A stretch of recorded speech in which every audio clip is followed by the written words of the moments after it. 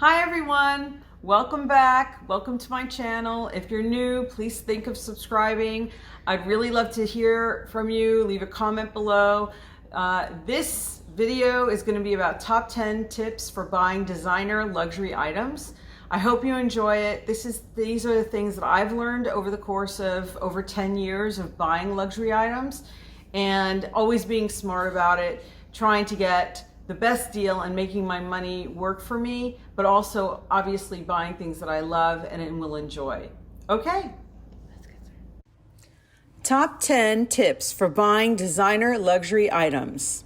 Number 1, research, research, research. I cannot stress this enough. If you are aware of items that are out there, what they look like, and what you're looking for, then you can avoid buying a fake. Some of my tips in terms of fakes, very important, is that you understand that there are fake, super fakes out there, and you need to look for the tell. What the tell is, it's a clue that the item is fake. And usually they're embedded in the item in a way that the person who manufactured that item can immediately say, oh yeah, that's one of my fakes. Because you know what? They don't want to buy their fakes. They only want to sell them. So a fake item could have a font that's off. It could have, if it's a certificate of authenticity, make really sure that the spacing is right. There aren't any additional apostrophes or commas, any kind of, any notations that are incorrect. The font is correct.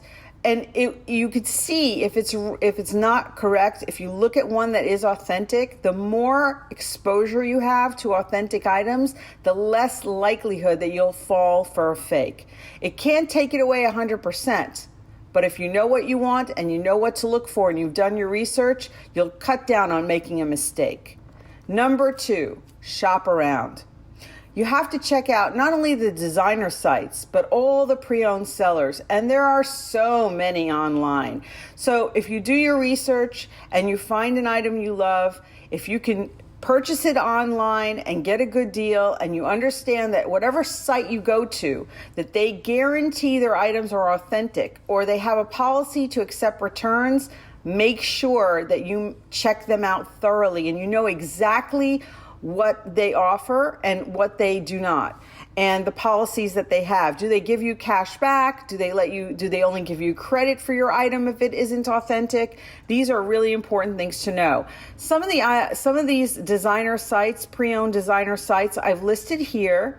I've shopped at The RealReal, Fashionphile, Yugi's Closet, Portero, First Dibs. I've shopped at those. Some of these other sites, I've even shopped at Bag, Borrow, or Steal. Some of the other sites, I've looked at their items. They've looked authentic, but I haven't purchased from all of them. So shop around, take a look at these different sites. There are, I'm sure, more than the ones listed here, but you will find a good deal if you shop around.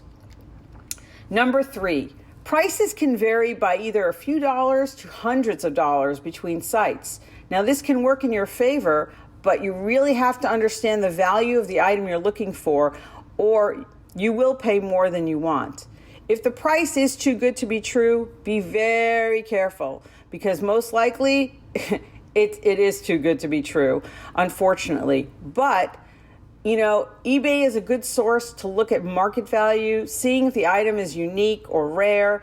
And again, do your research. If you know how much that item is and you see what the price is, if it's too good, it's either not real or there's something wrong with it. There could be some serious flaws. Maybe the item's been recalled.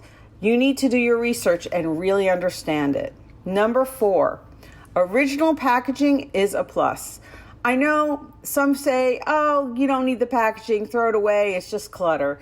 But I think that whenever possible, if you can get your items in the original boxes, dust bags, booklets, it helps, because those items help. They don't prove the item is real, but down the road, they add to the value of the item, because It's authentic. So the person buying it probably wants to have the original packaging. And in a lot of cases, the original packaging on some of these designer items is really nice. Really quality boxes. They have like ribbons and different types of special stickers that come with it that are really nice to have. Even the bags, you can display them. The boxes, you can use them to store stuff.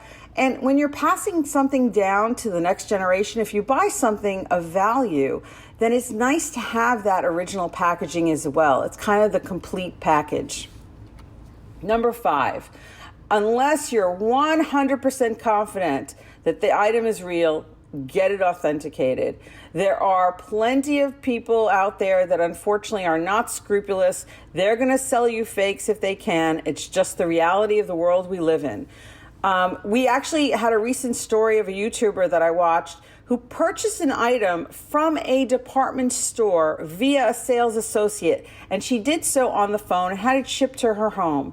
When it arrived, she noticed that some of the logo and some of the key elements looked odd, and it was really like almost, it was very subtle.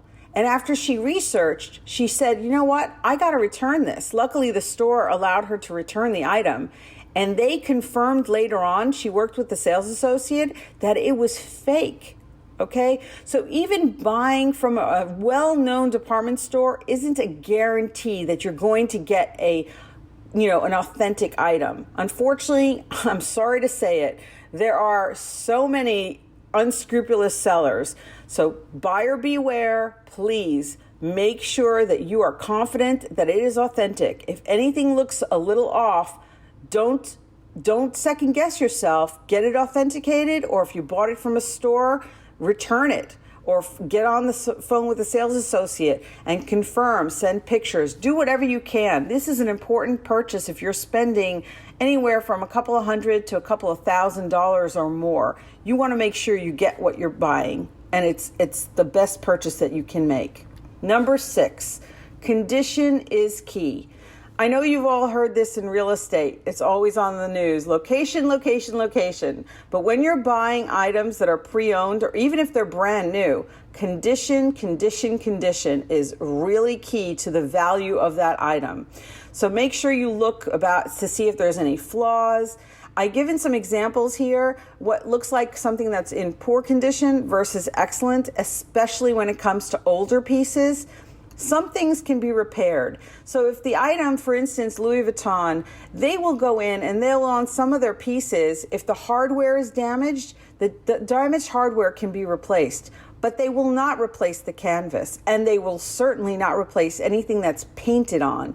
So in the case that I'm showing you on this picture, the cherries, the cerise that is on this pattern on the monogram canvas, on one side, you see it is really damaged. I'm sorry to say, Louis Vuitton cannot repair that.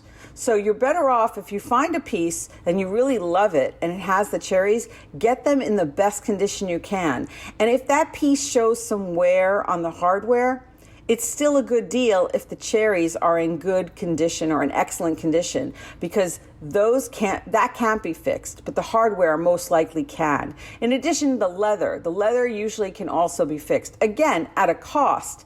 But you have to look at the piece itself and say, is this a limited edition? Are they making these anymore? And if they're not, and you really love it, look for the best condition out there. Number 7, new versus vintage. So like I said before, especially with pieces that are no longer being made, you want to make sure you get the best condition. But quality can really vary between designers and the type of item. So in this example on the screen, you'll notice that I see a Chanel bag, one that's vintage, which actually had 24 karat gold plated hardware. And now, unfortunately, they've raised the prices through the sky, and it's no longer gold-plated. It's just gold tone. But clearly, the newer pieces, they are quality pieces. It's just right now, the vintage pieces, you have better materials. It's just the way they used to make them, and they weren't as expensive. And you could probably get a good deal on them. But if you want something with a more current style, something more modern, then I would say buy a newer piece and hold on to it. Chanel will retain its value, and of course they raise their prices every year, year after year. In fact, it's getting as expensive almost as Hermes. Hermes, Chanel, Louis Vuitton, we've all heard of these name brands. They all have vintage pieces that I think can be a really good value. It just depends on what you're looking for. And if you can afford a new piece and that's the style you really want, then go for that. But be aware that there are differences between pieces that are new versus the vintage. Number 8, timing is key. Depending on the item, you may not want to procrastinate. Don't wait too long. When a new item is released, if it is very popular, usually it'll go really fast. So you have to be right, Johnny on the spot, jump on it, get it when you can, because if you can't, buying it pre-owned is probably going to cost you a pretty penny. You're going to pay a premium on top of what was originally the original price, and that can be tough. But if you're fast and you like the item, don't procrastinate. Buy it when you see it. Number 9, before turning to a personal shopper for something that's hard to find, use Google. The Google search engine, especially the images, you'd be surprised. You can really find really hard limited edition pieces, and they show you which sites have had them. Now, it's worthwhile to do this research first before turning to a personal shopper and having to pay a premium to buy that item. Number 10, buy what you love. It's important when you're spending a lot of money. I don't care what the trends are. You really better enjoy that piece, because ultimately there's no guarantee that it will increase in value or that it'll stand the test of time. There are pieces that are classics, but we don't know how long those pieces are going to stay in fashion. Fashion is, like I said, it's fickle and it's cyclical. What that means is what's out of fashion today can be back in fashion tomorrow. Well, here's a bonus tip. If you stuck around until now, I really appreciate it. Just know designer items and luxury items are like great art. More and more of these designers are collaborating with artists to create amazing and sometimes a little out there designs. Nothing is guaranteed in life, but if an item is signed, if it's a limited edition, if an artist created it, then if you're able to get that piece, then there's a good chance, unless it's like really horrible, which some designs are just not attractive, but it's all subjective. If it's a really nice piece and it is created by an artist, they're usually limited and they're usually signed. You can actually make money if you hold on to it. But again, buy it if you love it. That's what's really important. Well, I hope you enjoyed this presentation. Like I said, leave a comment, subscribe, ring the bell to be notified of future videos. Thank you so much for watching. And please leave a comment below. Let me know what kind of future content you'd like to see. And of course, what are your experiences buying these luxury designer items? Okay, bye.